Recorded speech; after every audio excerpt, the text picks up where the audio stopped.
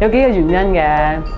一係覺得有威脅性啦，覺得我哋，尤其是可能有啲男性可能會覺得我哋會減少佢哋嘅獵物嚇，即係同佢哋爭生意啊 whatever 啦嚇。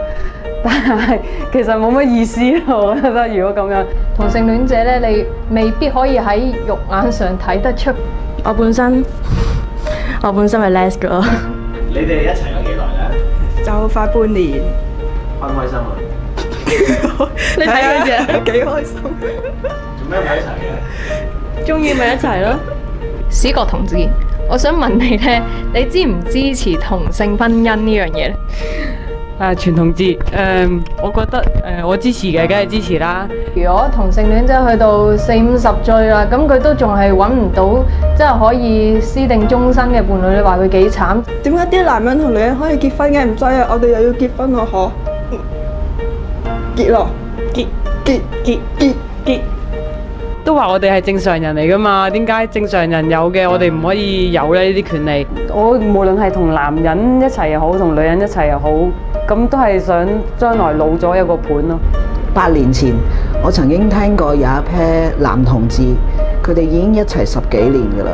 結果其中一個有好嚴重嘅病，另一個唔可以喺醫院嗰度探佢，理由就係因為佢只係佢嘅 partner， 但係喺香港呢，因為呢個伴侶身份唔合法嘅，所以佢冇辦法入去加護病房嗰度探佢。佢呢樣嘢唔係墜落嚟嘅，呢個係天生，就算後天都好啦，呢個都係真本善嚟噶嘛。其實感情世界都係人生好重要一部分嚟嘅。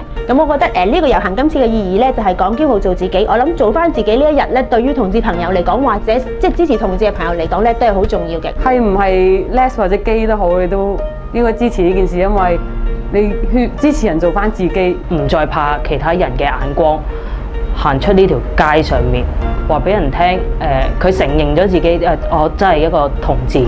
無論你係咪同志都好，只要你支持同志平權，支持你可以有一日驕傲做自己，為自己嘅愛而行出嚟，驕傲做自己，同志愛出來。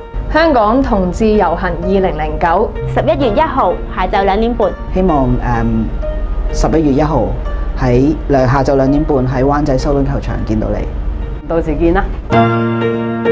驕傲做自己，同志湧出來。我知我係一個女仔，亦都唔代表我心入邊真係一個男仔喎，只不過我中意同性啫。係，我唔需要係一個男仔，我內心唔需要一個男仔都係中意同性嘅喎。有冇意義啊？有冇意義？冇意義啊，應該冇意義啊。